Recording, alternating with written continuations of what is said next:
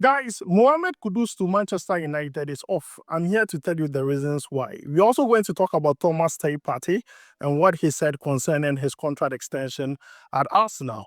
And also talk about a Ghanaian player who has been included to Diego Simeone's Atletico de Madrid squad for the Club World Cup. The player was born right here in Ghana, but he's eligible to play for Spain and also Ghana. So please make sure to like, subscribe, and also turn on notification. My name is Adam. You're watching SportsCornerGH. Quickly, let's jump into it. Let's begin with Mohammed Kudus. Every single player growing up supports a club, and they have that dream that when they play professionally, they can play for that club. So when they are young, they worry their parents to buy them something from that club, be it a cap, be it a JC, be it whatever it is, from the club that they support. Now, immediately we heard Kudus was linked to Chelsea. Chelsea fans decided to investigate Mohammed Kudus on their own to see if Kudus supported Chelsea when he was a kid. And this was the result. This was what they got. This picture right here. When Mohammed Kudus was a kid, wearing a Chelsea jersey, that was enough for them to conclude that Mohammed Kudus has been supporting Chelsea since the 80s. So if you go on social media, all Chelsea fans are excited with the prospect of Mohammed Kudus playing for Chelsea. So guys, this is Chelsea fans exposing a secret concerning Mohammed Kudus. Let me know what you think about it down below in the comments. Now, let's move away from that and talk about why Manchester United are no longer interested in signing Mohammed Kudus. Now, let's not forget, a few days ago, there was a report stating that Manchester United were interested in a swap deal that would see Jadon Sancho leave Manchester United to West Ham and Mohammed Kudus leaving West Ham to Manchester United. When the proposal was sent to West Ham rejected it immediately, telling Manchester United that if you want Mohammed Kudus, it is two things. Either pay his release clause of 85 million euros or pay an amount closer to the release clause, which a lot of clubs believe to be too high. A lot of clubs value Mohammed Kudus within 50, 60 million.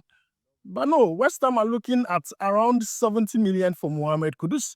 And I kind of get why they are doing that.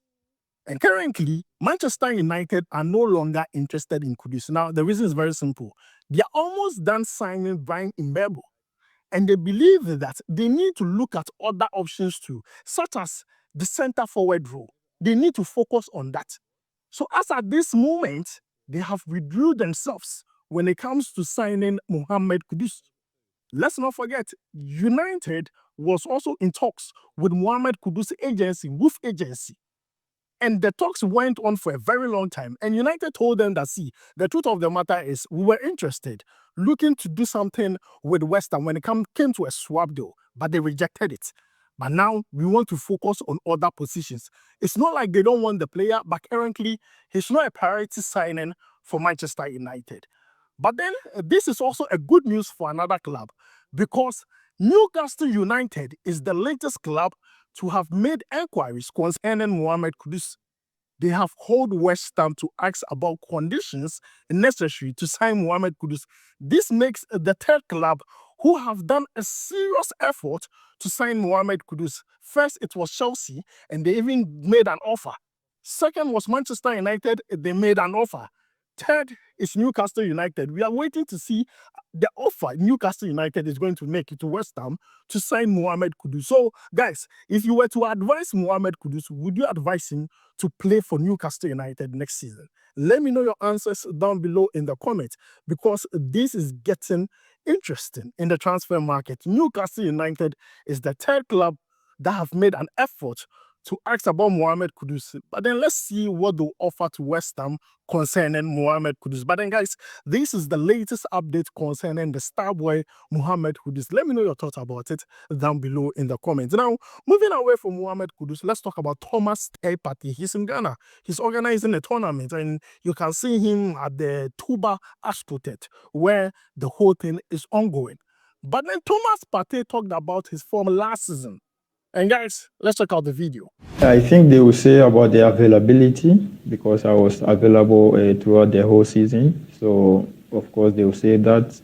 But I would say every moment, every year, or every time in training there, I feel like I've been in my best because I can't count how many games that I was not, giving all my best. Sometimes it may go bad, but I feel like every game or every match, I go in all out and try to give my best.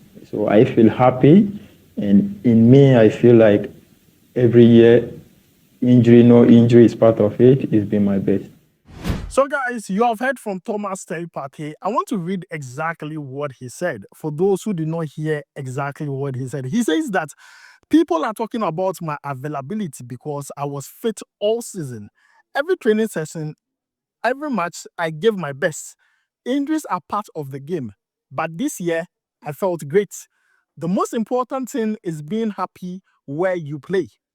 At this stage of my career, my next move must balance ambition, family, and security.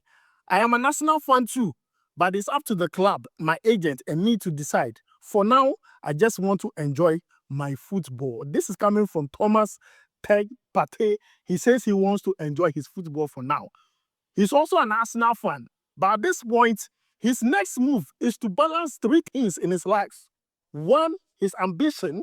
Two, his family. And three, security. When they talk about security, is he needs to secure some financial backing for the future. These are three things Thomas Partey needs right now.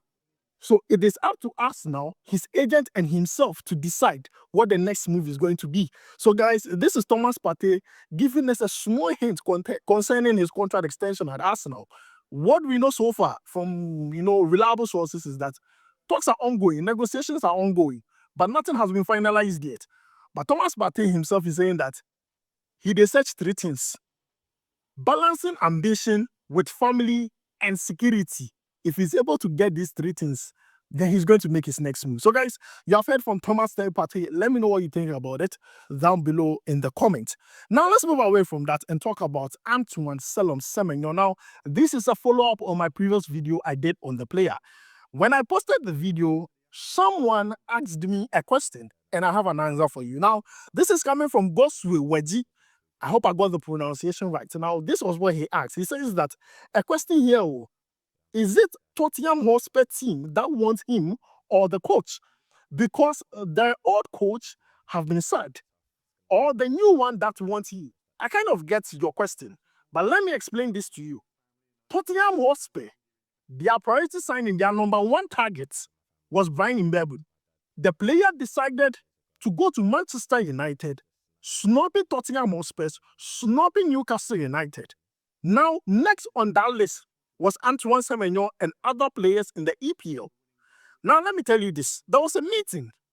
Tottenham made a meeting concerning the next target in case they don't get Brian Mbeumo. Now, these were the people that were advocating for Antoine Semenyo.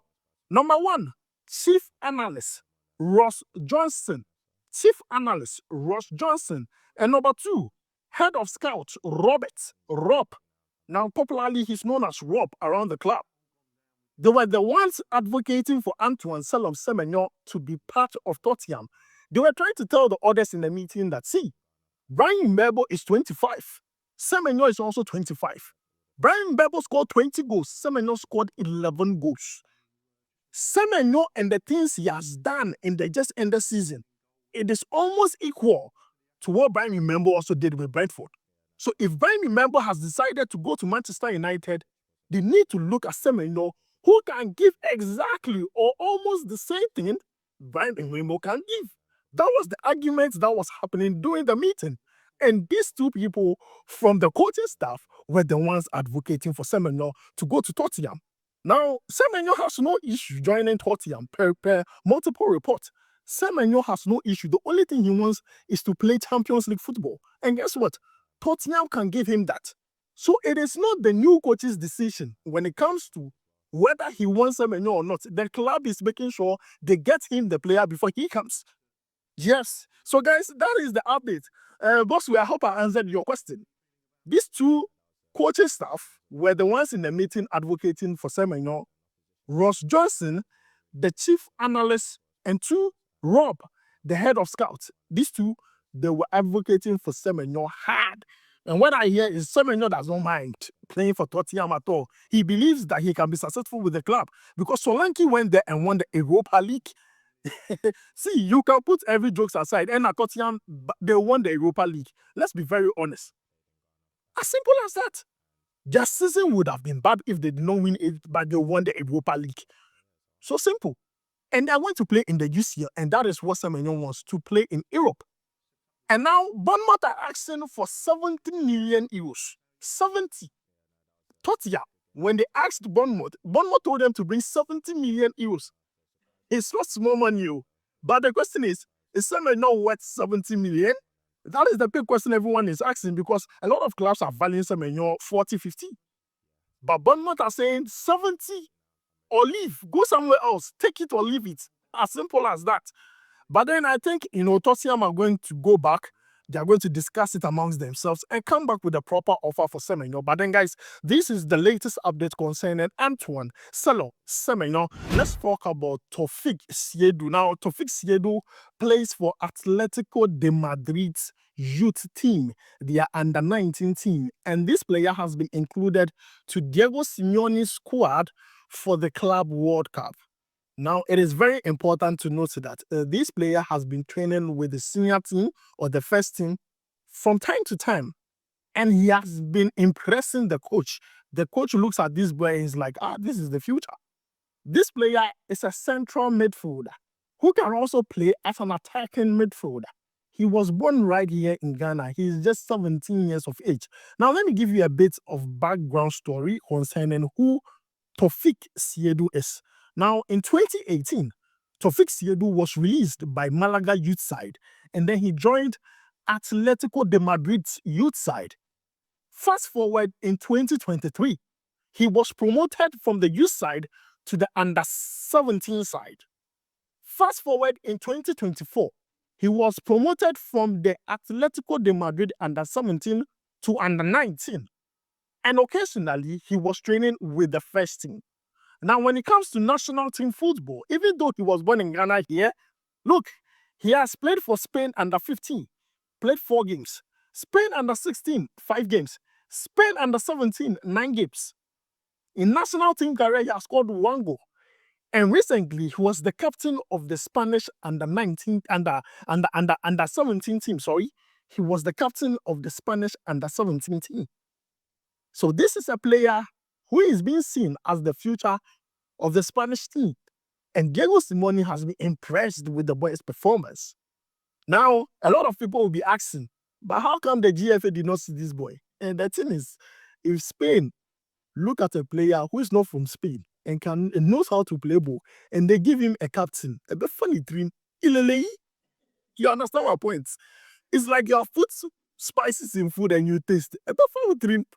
At this point, this boy is the captain of Spanish under-17 side. What else do you need to motivate this boy to stick and stay with Spain? I mean, it would take a miracle, or only time can tell, if this player decides to switch nationality and play for Ghana. But let me tell you his full government name so that you know that he's a full Ghanaian. It's not like half Spanish, full Ghanaian straight. Taufik Seidu Zanzi Awudu. Awudu dear Ubo Spain money. Man, I then. Awudu. You Nangawe ye Ghana, Awudu Saka. Ghana. You understand? But Bibinti, the 17-year-old plays in Spain. And currently, the good news is that he has been included to Atletico de Madrid's squad for the Club World Cup. Excellent. I just want to see if he will get some game minutes. And if he does, I want to see his performance in some of the games. But then, guys, this is the update I have for you concerning Kudus, Partey, Antoine Semenyo, and also Taufik Seidu. So let me know what you think about all this down below in the comments. And also, don't forget to like, subscribe, and also turn on notifications. My name is Adam. I'll make sure to see you in the next one. Charlie, we go wide.